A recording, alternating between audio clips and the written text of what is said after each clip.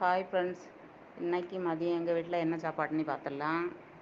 எப்போதே போல் பொன்னி அரிசி சோறு, வாழைப்பூ கூட்டு, அப்புறம் வழுதனங்காய் பொரியல், குழம்பு மோர் குழம்பு. நம்ம தோட்டத்தில் உள்ள தடியங்காய் போட்டு மோர் குழம்பு. ஒரே ஒரு பூ தான் இருந்து மக்களே, 4 பேருக்கு தானே, அதை அப்படியே போட்டு ஒரு பொரியல் பண்ணிட்டோம். அப்புறம் வழுதனங்காயை ரவுண்டாக வெட்டி பொரித்து வச்சுருக்கோம்.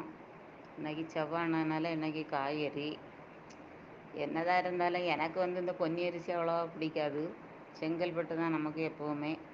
வீட்டில் எல்லாருக்குமே பொன்னி அரிசி தான் பிடிக்குது. அப்புறம் என்ன செய்யுது, நம்மளும் அவியல் கூட சேர்ந்து சாப்பிட்ற வேண்டியதுதான்.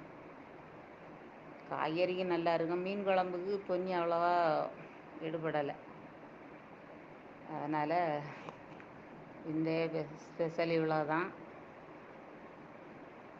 வாழைப்பூ ஒன்றே ஒன்று தான் கிடச்சி. எங்கள் தம்பி வீட்டுக்கு போனாலே அங்கேருந்து பறிச்சிட்டு வந்து அது ஒன்றையும் போட்டு அழகாக ஒரு பொரியல் பண்ணி முடித்தாச்சு. இன்னைக்கு சமையல் முடிஞ்சு. அப்புறம் மோர் குழம்பு, தடியங்காய் போட்டு சூப்பராக மோர் குழம்பு வச்சுருக்கு.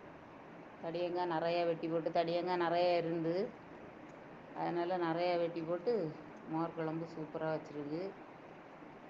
காய் தடியங்காய் நீர் சத்து நிறைய உள்ள காய் இல்லையா, நிறையா சாப்பிட்லான்ட்டு நிறையா வெட்டி போட்டு வச்சோம்.